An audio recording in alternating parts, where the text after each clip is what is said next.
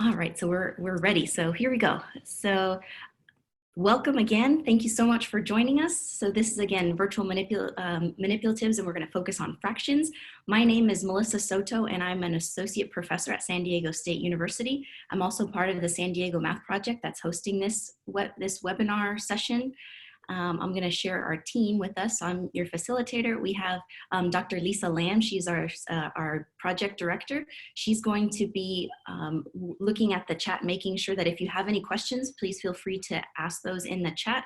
She'll be able to answer some of those and also get my attention if I need to stop anywhere or answer any questions. We also have a guest teacher, sponsor, expert on online teaching, Dr. Jace Hargis. And so he's going to be posting posting links in the chat so that you can follow along as well. So we'll keep going on here. Oops, let me go ahead and this seminar is going to follow similar to a previous one that we had. So I want to make sure that you all know that there is a Google folder with resources that you can click on this link here that Dr. Hargis is going to post. You can also use the QR code. The slides are here as well as some handouts and some readings. So if you have time, I know we're all so busy, but if you do have some extra time that you'd like to learn a little bit more about fractions, and some of the information that I'm going to draw upon, there's some links. There's some articles in there as well. We had a session 2 weeks ago about supporting number sense with virtual manipulatives. So those of you that want to know about base 10 blocks or about using different Rick and Rex and other tools to help support number sense, there's a recording as well. So we'll post that in the link that you can get access to that. It's also, if you are following along in the Google slides, there's outside of presentation modes in the presentation notes, there's also a link there as well. Today's recording will be posted later on once it's ready for you all. And again, if you'd like to receive any information about future events that we're going to hold, here's the link that you can access that information and sign up for that as well. So I wanted to just start off by setting the stage and sharing just a few limitations. We only have 1 hour to share with you today. And so one of the things that I want to make sure that we talk about is that fractions is really about making meanings and thinking about the relationships between the whole or the unit and fractional parts. This is really important. This is a big idea that I hope that by the end we're sort of thinking about. And I want to sort of emphasize that fraction manipulatives, they don't have meaning in and of themselves, that there has to be some sort of a relationship, and students really need to compare parts to wholes to be able to make sense of these manipulatives. And I also wanted to add that sometimes just drawing pictures is one of the best ways for students to be able to make sense of fractions. And so as you go through these manipulatives, maybe they're not, I want you to be able to play with them and interact with them and see what makes sense for you and for your students. And if they don't, then there's nothing wrong with just going back to basic paper and pencil and drawing things out. So I just wanted to sort of let you all know that first before we get started. So our learning outcomes for this session is I want us to be able to identify and describe the differences between 3 types of fraction models. So I'm going to share 3 different ways that we can represent fractions and to support students in thinking about this concept. We're going to engage in these virtual manipulatives so that we can support students' processing of these relationships. And the biggest one is I want us to have fun and I want us to engage in the activities. So that's what I'm hoping that we end up with for today. So I wanted to start off with some big ideas. This is a picture here of me eating a really big donut. I don't know if many of you have been to downtown San Diego, but there's this place called the Donut Bar that have these gigantic, enormous donuts. And so I wanted to start with something big. And I want this session to revolve around these big ideas, and know that just like the donut, we don't eat it all in one bite. We eat it a little bit at a time, and we can kind of chip away at things a little bit at a time. And so these 3 big ideas, and this slide is gonna pop up many times, but the first one is that there are these 3 different types of fraction models, and we're gonna go through those and engage in some of those ideas. The fraction quantities have more than 1 names, and this is when we talk about equivalent fractions. And the third one is one whole is both one whole, but it's also a grouping of the same size unit fractions. And what do I mean by that is that one whole is the same as 3/3, which is the same as 1/3 plus 1/3 plus 1/3, which is the same as 3 times 1/3. And so we'll get into this a little bit later, but these ideas of these unit fractions down here, these are really, really powerful in fractions. And so we'll talk a little bit more about that in just a moment. So let's get started. So big idea number one is these fraction models. So there are these 3 different types of fraction models. And the first one we're going to discuss is this idea of area models. And so area models fractions are represented as parts of an area or a region. And so one particular manipulative that we can use are these pattern blocks. And so if you will click on this link, then it's going to show up in the chat just now for these pattern blocks. And what I would like for you to do is just sort of manipulate and think about what relationships do you notice between some of these different blocks. And so I will give you some time to play. And if you're sort of thinking about those relationships, if you'd like to engage in this additional task I have posted here, is what if you think that if you have 2 hexagons and those are the wholes, then what relationships then will these other pattern blocks be? So we think about if we have 1 yellow hexagon, then what part of the whole will that be? Same with the red trapezoid, the blue rhombus, and the green triangle. But mostly what I want you to do is just spend a little bit of time playing around with these manipulatives. And I will click on here as well so we can play around with these together.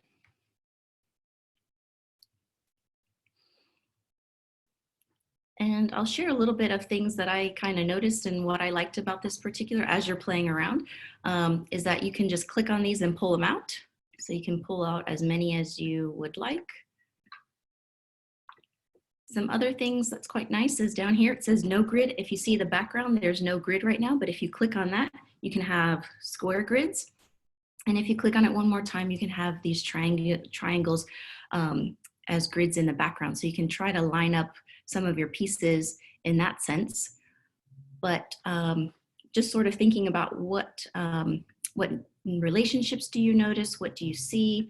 What sticks out to you? And just go ahead and think about, you can change the colors of these different blocks if you would like to. We can also make them smaller or make them take them back the same way, or we can even just duplicate them as well as we're going around with some of these. So I'll go ahead and give you some time to play around with them. And if you have any thoughts or ideas, feel free to put them in the chat.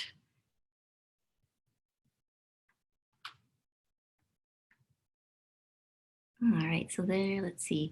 I can't seem to, so somebody's saying that asking about rotating the shapes. So if you click on the shapes, there's this kind of little circular arrow at the top. You can kind of turn them that way. Hopefully you can kind of turn them around that way.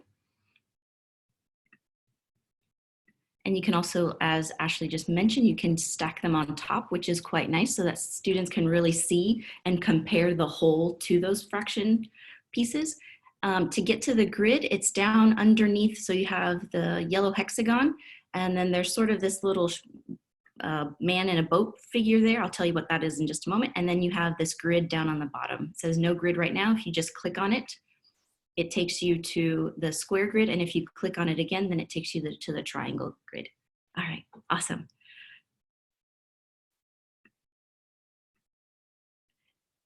Yep, so you can click them and drag them all around and see what you think about those and how they relate to each other.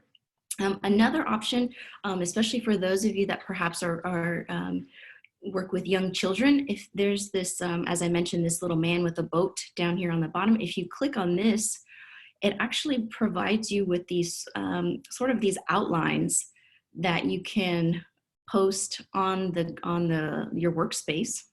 Actually, let me go ahead and move some of these around so that you can see. And what's nice about these as well is that then you can start to kind of put your pieces on there and you can build, and so that students can see how figures can be decomposed into smaller figures. Or you can even, think about how maybe I don't want to use the yellow hexagon. Maybe I want to use more trapezoids. So then I can kind of see how those figures are decomposed and going back and forth from there. Somebody also mentioned that if you click on one of them, if you hit the shift key, and if you click on another one, then you can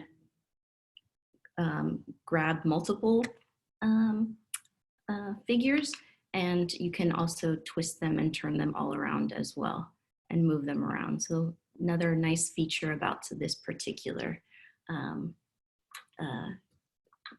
tool here as well. So this again is an idea of this area model, because again, we're looking at the area that's covered or the area that's shaded, or that, how many pieces take up make up the other pieces. And so it's a nice way for kids to see and just sort of play around and play around with. So I'm glad that you're able to play around and see all of the different tools. Another option for these area models that you can work with is fraction circles as well. If you wanted to use some of those just have the labels already on them, whereas with the pattern blocks, there aren't labels on them, so kids have to go about and try to find those relationships and what each one of those represent. Another thing is, let's see, so somebody asked, is there a way to type in directions and send a link to kids? So some of you that were here last week or last time may have remembered that I could, with some of these, you can share write directions on the page and send it. Unfortunately, for some reason, this one doesn't have that option. Normally there would be a little square with an arrow coming out of it. This one doesn't have it. So the only thing I would probably suggest is maybe having a Google Slides or some sort of a Google sheet or something that has the directions and then the links so that the kids can go and click on and come back and forth to. So that's the only thing. I will share with you some links that do have options for you to write the directions in and to be able to share it with students. So nice question on there. All right, so I'm gonna go ahead and make sure we keep on going. So this was the first area model. So let's talk about this next model for fractions. So the next one is going to be a linear model. And so this is really where we're looking at lengths, and the lengths determine the fractions. And one of the manipulatives that you can use are called Cuisenaire rods. And these investigate the relationships between different color rods, and they don't have symbols or labels on the rods. So really students need to focus on kind of identifying these different patterns and identifying these different relationships. And this is what they look like. And so I don't know if some of you have seen these, maybe in a closet somewhere in your school, and you're like, I'm not sure what these things are. This is what they are. We're gonna play with them. And so we're gonna play with some virtual ones. And so the task is, if you have the orange rod, which is this final one down here, and this is your whole, which rod would you use to represent 1/5? And so if you click on this link, that's going to come in the chat right now, or is in the chat right now, you can go to this website that's going to allow you to use and play around with these rods. Again, what's nice about this one is that you can, it has the grid, and so you can, again, click on them and drag them over. So there's your whole. So I'd like for you to play around. Go ahead, click and drag some of these and think about how you might use them as well.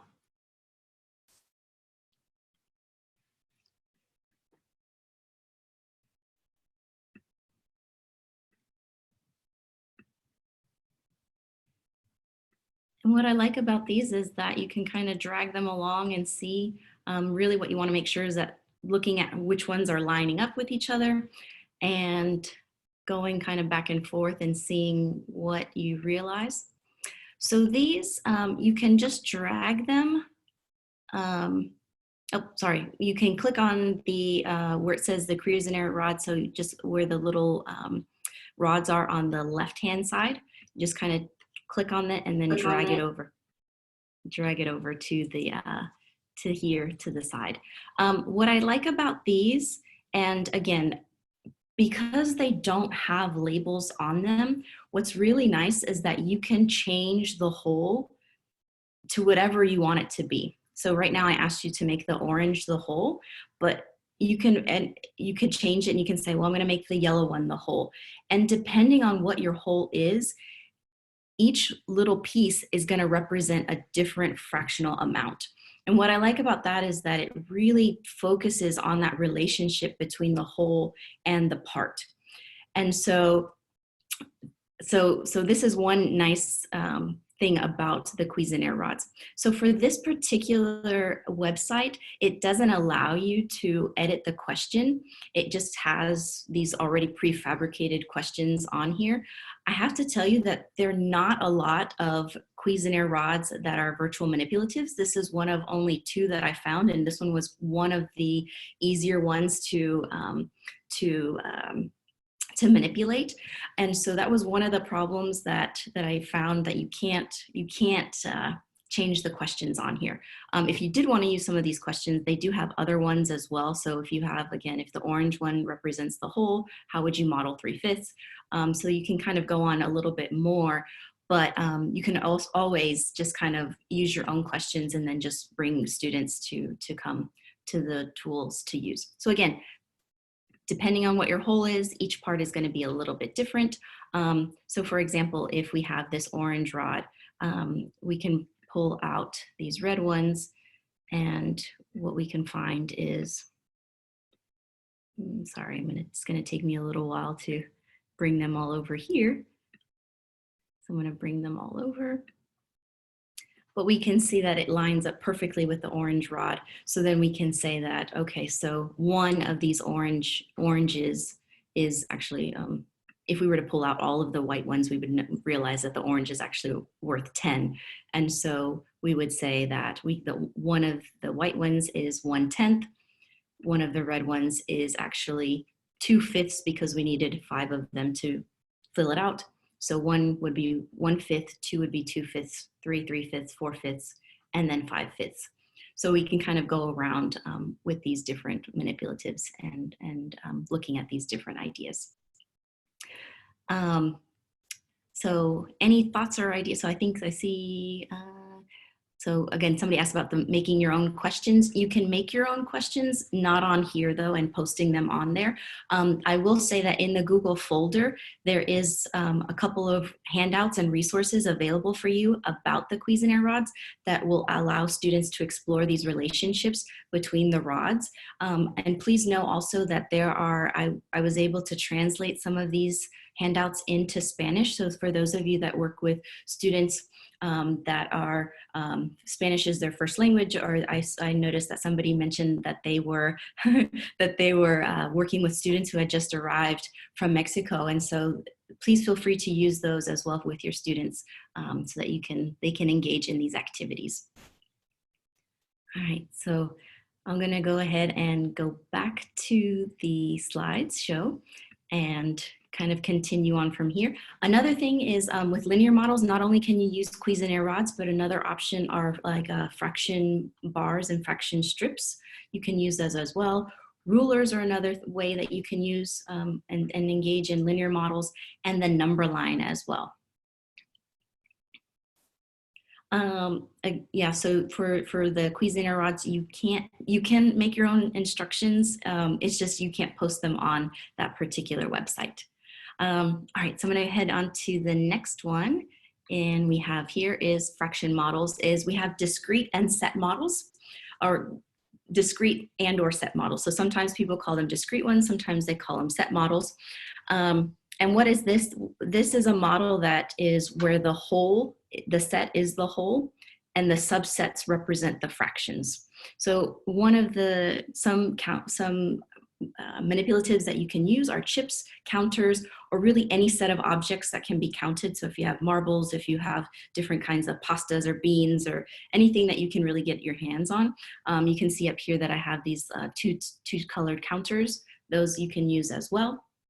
And so to kind of engage in a particular virtual manipulative, I have this task for you. And so the task is you have 18 insects in your collection. 12 are ladybugs and the rest are butterflies.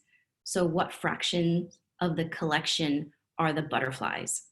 And so if you click on this link, which should be in the chat right now that Dr. Hargis has placed in there, it will take you, this is one of the links and one of the virtual manipulatives that allows you to write the instructions on here and send that particular link to your students. So I'll show you that after you have a chance to engage in that.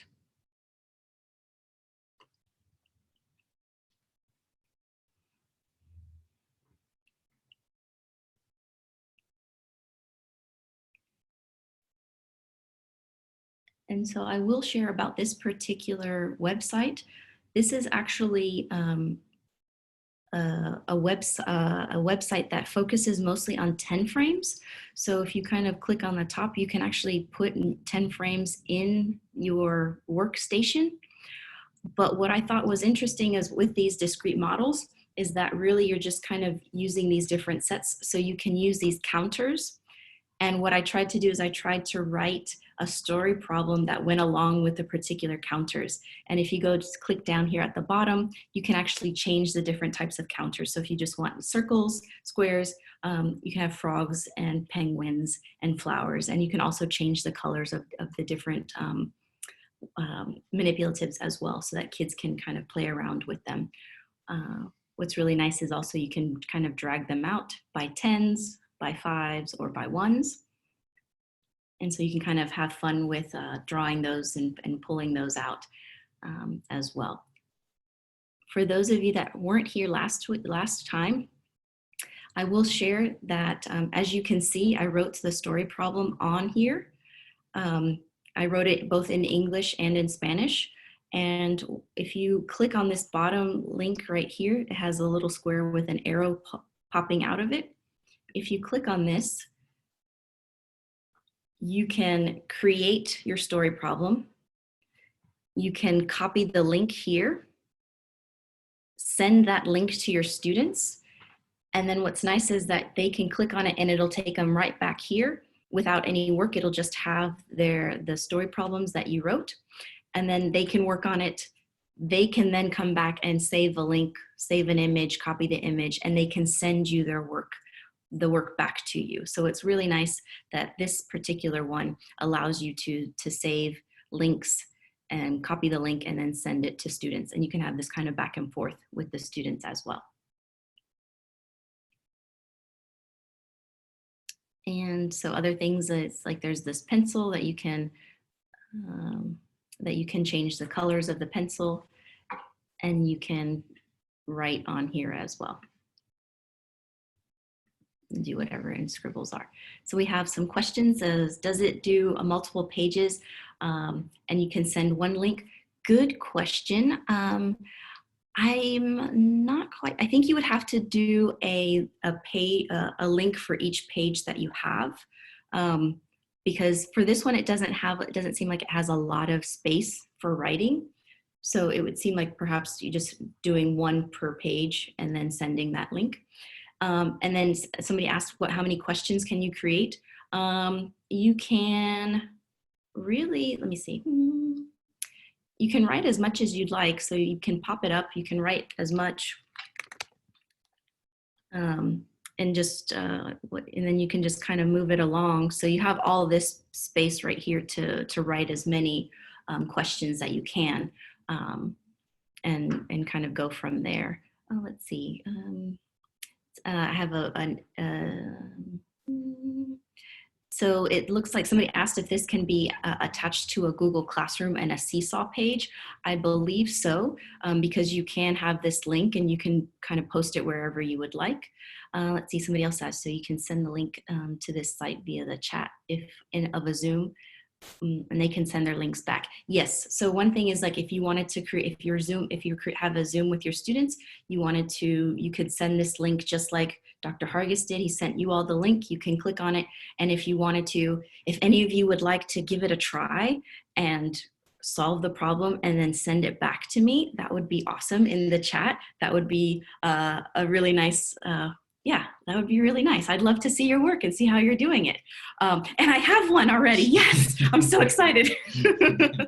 And so somebody says, mentioned that with little kids that it's hard. It doesn't necessarily, it might be easier for them to just click the link and bring it back to you. Yay, I'm getting more and more. I'm super excited. Thanks, guys. So again, this is just a nice tool for you to be able to use with the kids. And then you can clear your work as well. So you can clear all or just go back to the start, which is, I think if you go back to the start, it will keep the story problems, I think. Yes, it does. Okay, so that's what it does as well. Awesome. So people are just testing and putting on there. So awesome. Thanks so much, everybody, for giving that a try. So yay, more work.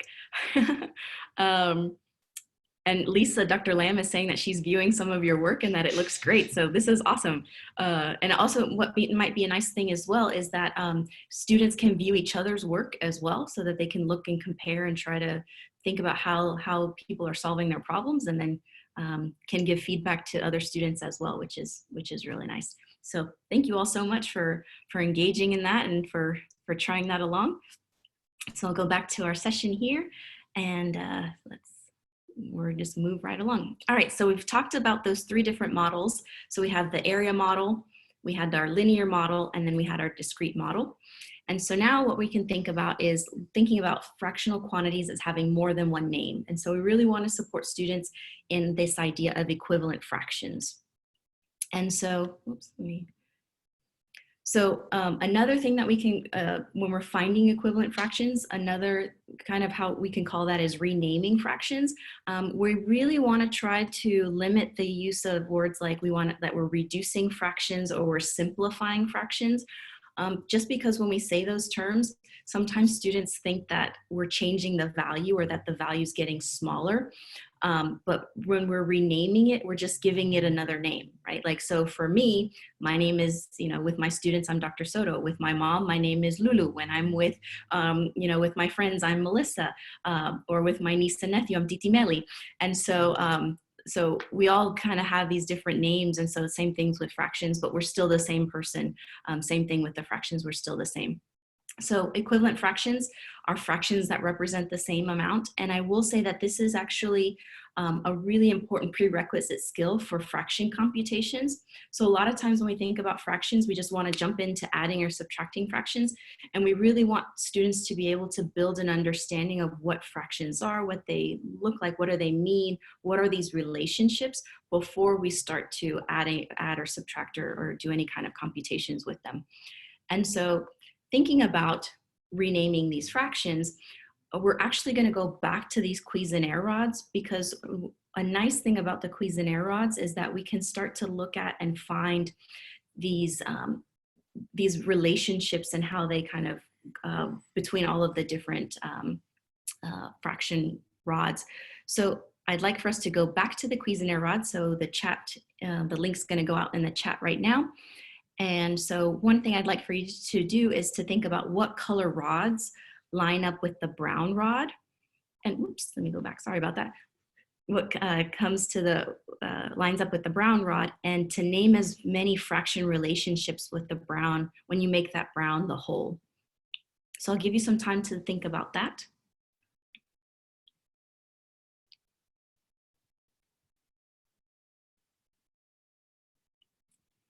And Dr. Lamb has placed in the chat what the task is. So thinking about if you use the brown rod, which is this one here, if you pull it out, so what other kinds of relationships can you find? So which ones will line up with the brown rod?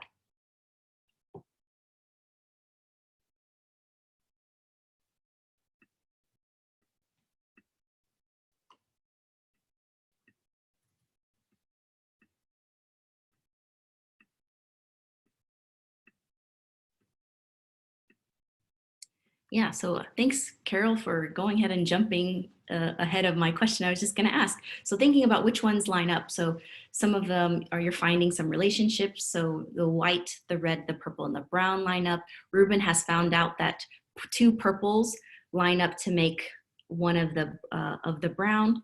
Oh, no, Carol, you're great. Thanks for interacting in the chat. We appreciate that.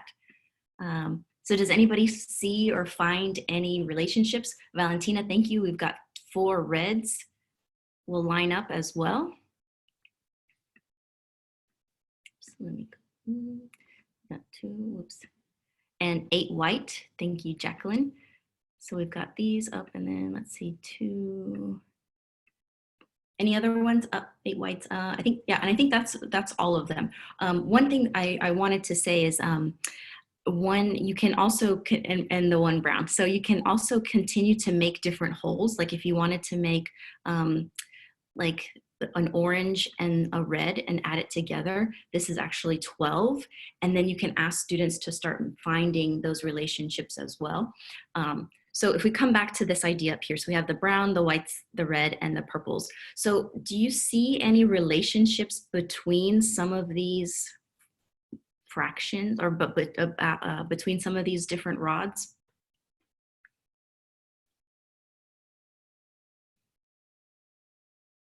So if we think of this as our whole, yeah, so 2 reds will make a purple, right? And so if we think that a purple, ooh, there's all these coming up, this is great. So if we think about, yes, 1 purple is gonna be half of the brown. So we know that the purple is 1/2. And then we also see that some people are saying that, oh, this is so great, that if we have 2 white ones equal 1 red one, 2 white ones are going to be, let me see, 1, 2, 3, 4, 5, 6, 7, 8. So we have 2 eighths as the same thing as 1/4, because we have 4 of these. So these represent these as well. And then it says, what do you call it when you have a yellow and a green equal a brown? Oh, okay, so if we have a yellow and a green equal a brown. So this is quite an interesting, thank you for, I don't know who that was. It kind of has scrolled down away from me. But I think this is kind of neat because we can then start to think about the relationship between the green and the brown, or even I like to look at the white ones because the green is the same as 3/8. So we can say that it's 3/8. And this is 1, 2, 3, 4, 5. The yellow would be 5/8 of the brown. So then what's really quite nice is that, can you post the link again for the Cuisinart?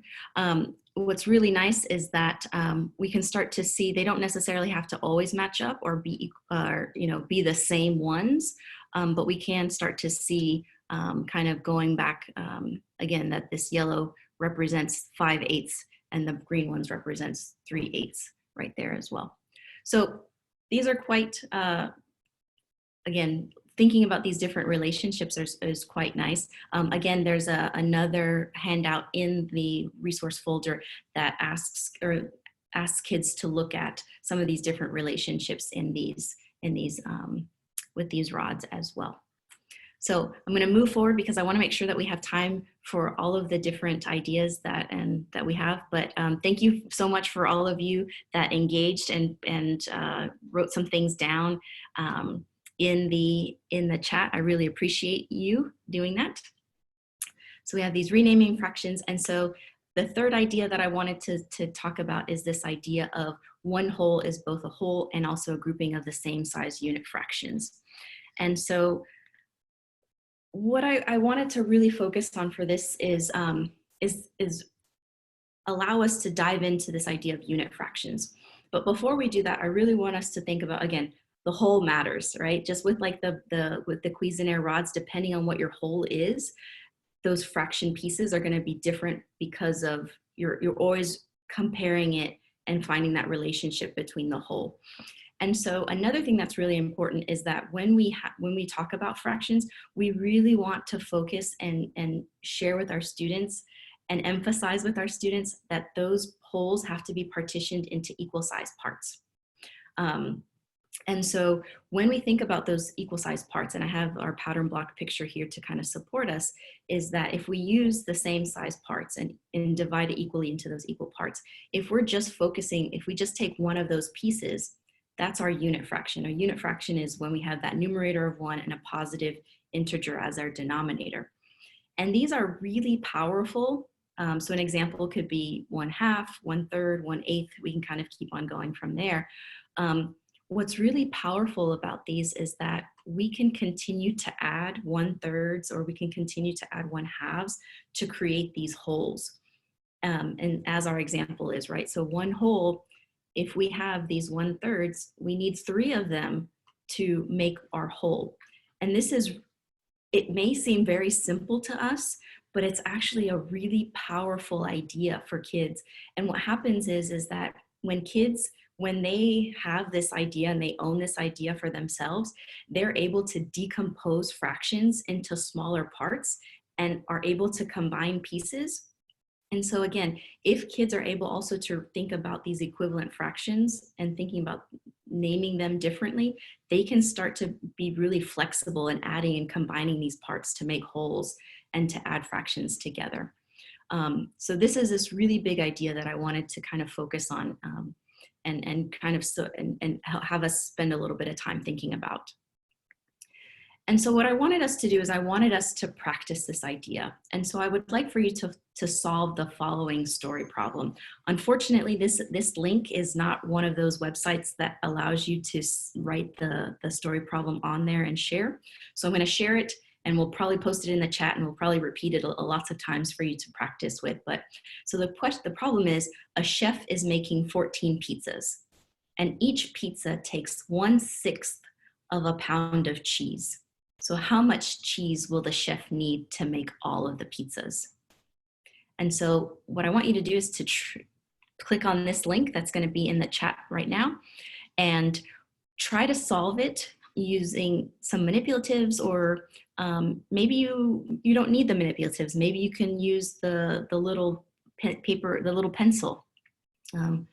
So again, so a chef is making 14 pizzas and each pizza takes 1/6 of a pound of cheese. So how much cheese do we need? Whoops, let me go back. So I'm going to click on here.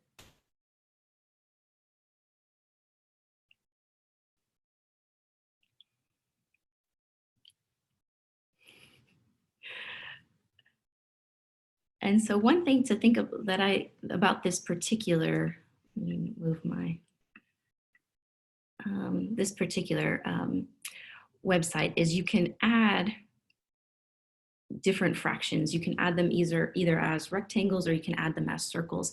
And what's really lovely about this is that you can actually tell this particular manipulative how many parts you want to divide up your whole. And so we can start with 6. You can use that. You can then change the colors if you would like, add colors to it. You can add another one, again, making it 6 parts. And you can kind of continue in that sense. Or if you would like to draw, there's also the drawing function where you click on the little pencil, you can change the colors and you can either, oops, and you click on the pencil and you can draw your ideas as well. So you can kind of do it however you would like. So somebody asks, is there a way to make multiple copies of the wholes? And let me see. Hold on. Let me check, Ashley. Sorry. Katie says yes. Okay, let's see. I think I figured it out. So if we click on it, there's this, so as somebody just mentioned, Maricela, thank you. There's this rectangles on top of each other. We can duplicate it. Oh, lovely, yes. So you don't have to keep making them. You can just kind of duplicate them. If it's already created, can you duplicate? Oh, yes, okay. Awesome.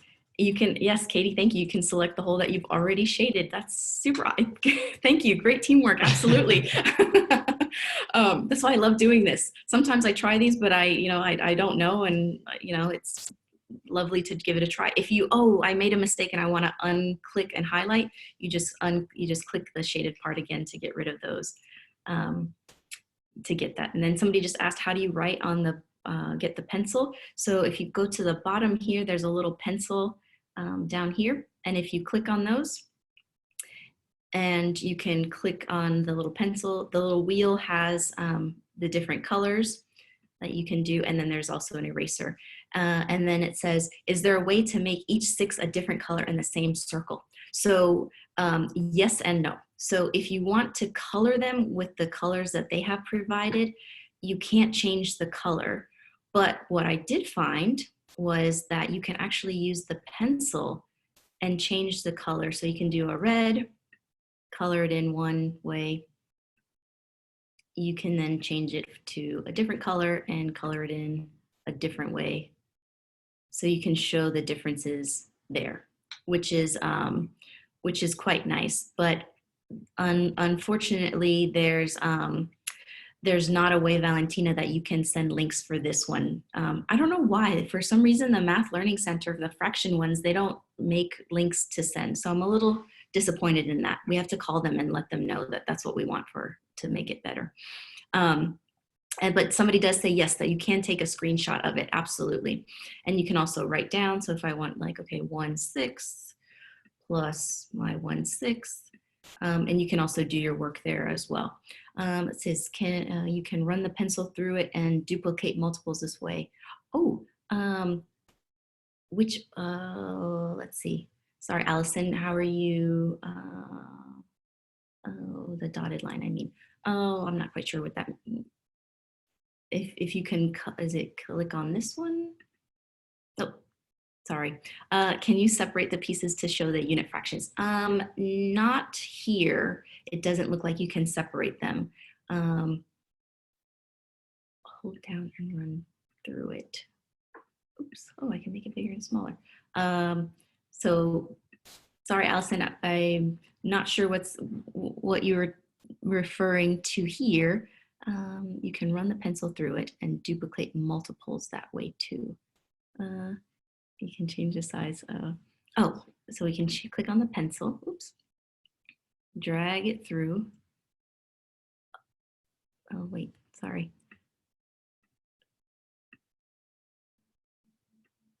Like that? Oh, I'm not quite sure. So sorry, I get. Can you hear me? Yes, I can. Thanks. Oh, perfect. If you hold down your left click on your mouse, and if you hold down the cursor, then you can drag it right through multiple circles. It took me a couple of times, but say you can drag it through 6 circles at once and then duplicate all 6 to get 12. So you don't have to do it one at a time. It can be a very quick process. Oh, okay. Awesome. Thank you very much. Yes. It's sometimes difficult for me to try to do everything, listen and try to chat at the same time. So thank Absolutely. you very much. Thanks. So again, something that's again really quite to be able to see. What I like as well on this one is is that you can make these different fractions. You can make them bigger. And this is also a really nice tool for comparing fractions as well, because you can put them right on top of each other.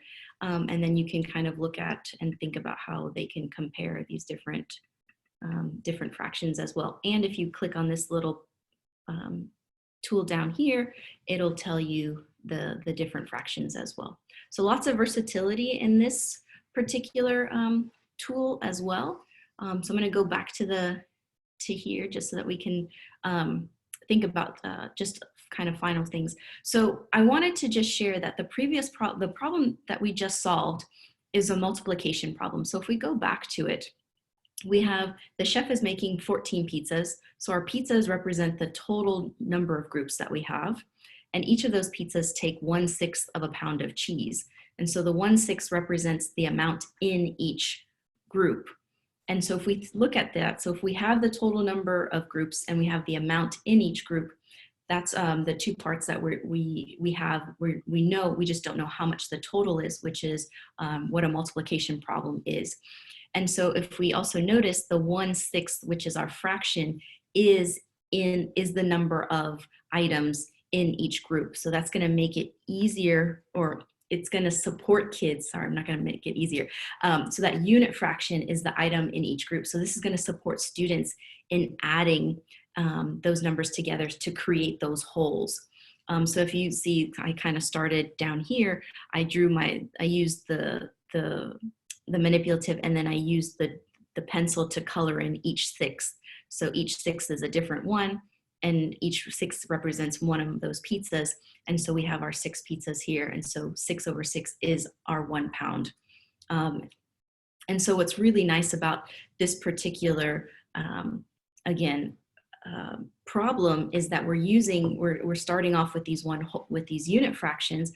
And there's been some research out there that's suggesting that multiplication and division with fractions should actually be taught before addition and subtraction with fractions. And the reason being is because we're making these groups and we're trying to make these wholes, but also we're engaging in addition and subtraction with fractions when we're multiplying and when we're dividing. And it allows kids to kind of see these groups, see these totals and wholes. And again, we're practicing adding fractions, but we're adding, fractions with the similar, same denominator. So it's sort of, there's some researchers that are really pushing for the curriculum and the standards to be changed to try to support kids' understanding and thinking with multiplication and division of fractions. Again, what's really nice is that there is a whole number, so we have these multiple groups, and so we want to expose kids to these problems that have multiple groups before we start then looking at partial groups. And partial groups would then be, say, if we had a half a pizza and that it takes, a sixth of a pound. So we want to engage them with these multiple group problems first before we start with those partial group problems. And in the Google Slides as well, for those of you that are working with students in upper grades that are looking for manipulatives for multiplying or dividing fractions, where it's a fraction times a fraction, there's an applet in there from GeoGebra that has an area model app there for kids to use. But I will want to caution people as well when using those is that we really want to be sure that we're trying to support students in understanding what it means to multiply those different fractions and what that model looks like and represents before we just start, putting them out, giving those for students to work with. So in summary, I'm trying to make sure we've got time. So we've got about 10 more minutes left, which is perfect. So it's all about the relationships between the whole and the fractional parts. And when we're creating lessons, we want to be sure that it's really important for kids to see these multiple representations of fractions, just because it's gonna, it's just additional tools in their toolbox that if one particular, representation doesn't make sense to them, they can always kind of rely and look for other representations. And again, students should have opportunities to engage in manipulatives or virtual manipulatives prior to thinking about these symbols. And so I wanted to just sort of stop here and see if anybody had any questions or comments or thoughts before we start to kind of go on further. And we can feel free to, in the chat, you can ask questions. Also, if you click on participants, you can there's a little section where you can raise your hands as well. And so I'll kind of pause here. I have a couple of other things to just share, but just wanted to just stop, pause, and answer any questions so far.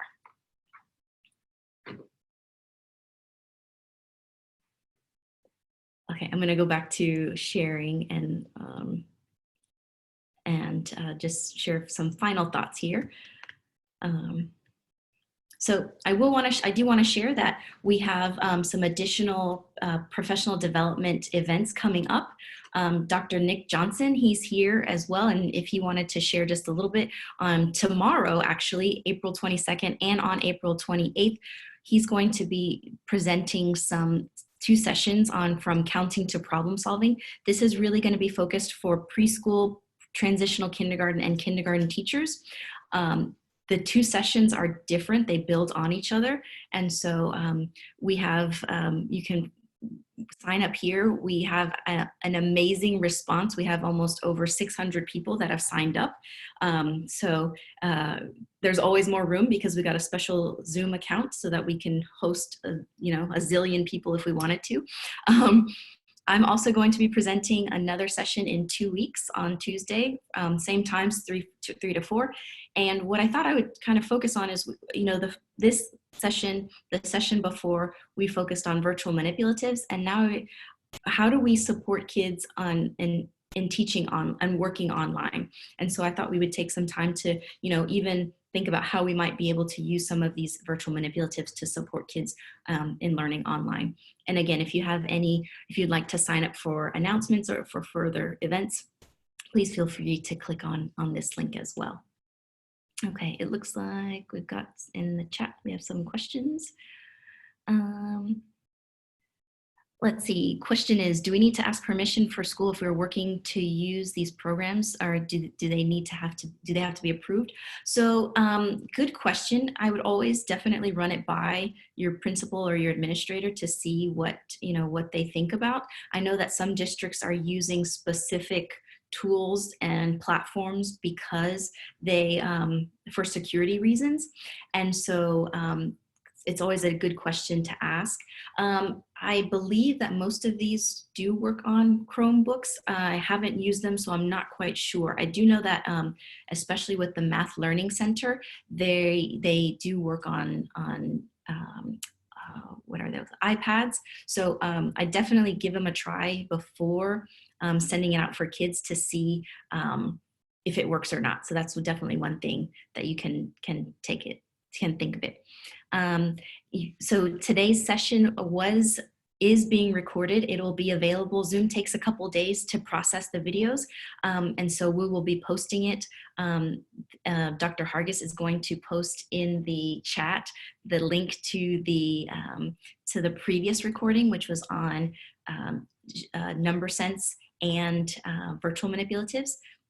So that'll be there. Also, the link for this recording will be posted in the Google folder. So once you have, I'll make sure I go back to the link that shows where the Google folder is. You can come back and check. It should be done in about 2 days. So just wanted to let you know that.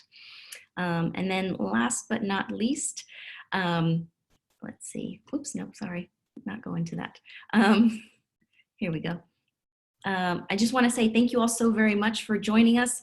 Again, I'm going to stick around for the next couple of minutes, but if you wanted to, chat some more, I also ask if you would please, we have a short evaluation form, not as long as the last one. If you can fill this out and give us your feedback, and the link has just gone out in the chat, we would greatly appreciate your feedback. And again, if there's any questions that you have, if you go out and find that, after this session, you're working with the manipulatives and you find something that's not working, please feel free to email me. I'd be happy to jump on a Zoom with you, and I'd be happy to share some ideas and brainstorm some things that maybe, might work for your students. So I say this, and many times I don't get anybody emailing me, but please know that I am here and I am available for you.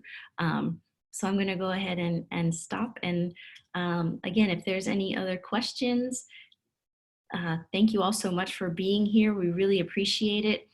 And I'm just scrolling through, and thank you all so much. And if you have any questions, feel free to hang around. Or I can answer them in the chat, or you can raise your hand and we can unmute you and have you share your thoughts and questions here. And it's sending out the links. Yeah, let me go ahead and post the link for the Google Doc, or the Google folder. Let me run that back up here. So this is the Google folder that if you want any additional resources, links to the Google Slides, feel free to use that. Feel free to share with your friends and all those things. Yes, the training on May 5th is free. Also, the ones tomorrow are also free. So we're here to support you and in any way that we can. So share with your colleagues, share with your friends. We really appreciate you being here today. Thank you for all of your work that you're doing to support your students. It's really quite amazing. And so Thank you so very much. We really appreciate it. Can't find the link to the evaluation. All right, I'm gonna put it back up there.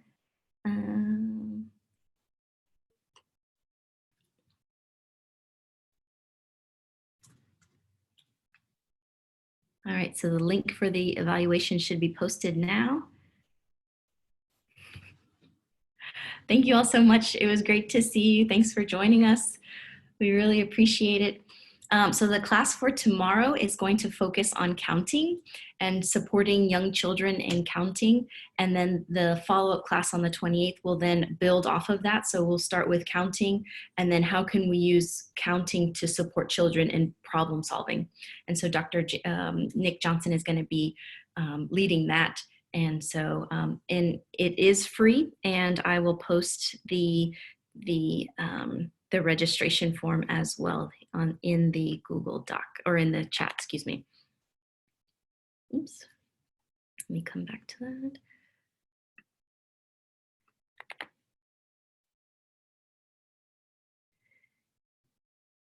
Thank you, Amy. It was great to see you, or see your name there. So if I have students in 3rd grade but work at a first and kindergarten level with adding, would tomorrow's be a good session? I would say, yeah. I think, well, it's going to be about definitely focusing on counting and how we support kids in learning to count.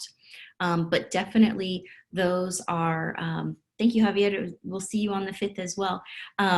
We can definitely see how we can extend counting beyond just counting one by one. If we have provide options for kids to count multiple groups of things, we can also help them in problem solving as well. So I think definitely it's in combination, both of them, the first one and the second one on the 28th, you can definitely really support your students in engaging in counting and supporting them in working together, or help them to think about and extend their thinking of counting to problem solving, sorry, and addition as well. I'd also check out the recording for the last session, because there's lots of different manipulatives as well that talk about and support kids in thinking about decomposing numbers, using base 10 blocks to kind of add things together. One of the apps that I used today was the 10 frames. Those 10 frames are really nice to help support kids as well. And so the recordings, we're going to post them again in the chat as well. Let's see. And also they, we are also, so Dr. Hargis just posted the link there in the chat for the recordings from last time.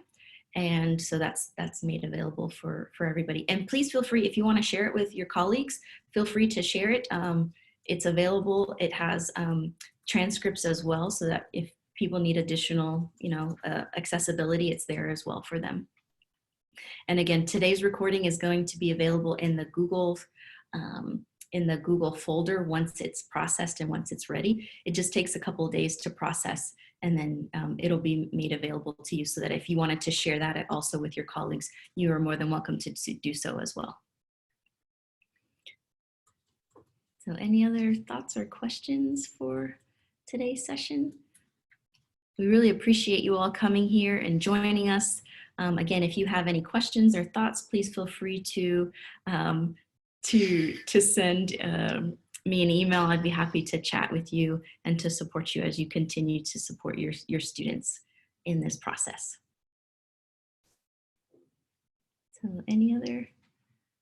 All right, I'm gonna go ahead, and it's 4 o'clock, and so I wanna be sure that I am respectful of your time. If you need to leave, feel free to, you can sign off, but if you'd like to hang out and ask any questions, we'd be happy to chat some more. You have really helped me think about how doing this with my kids. Thank you so much. I'm glad that we're here to support you and help you in any way you can. If you have any questions or anything, if you'd like to follow up, I'm happy to help you brainstorm or think about ways to support kids, definitely. So I'm going to go ahead and end the recording, but I am still here and available. Yes, you be safe too. Thank you so much for joining us. We really appreciate your time here. Okay, so we're going to stop the recording.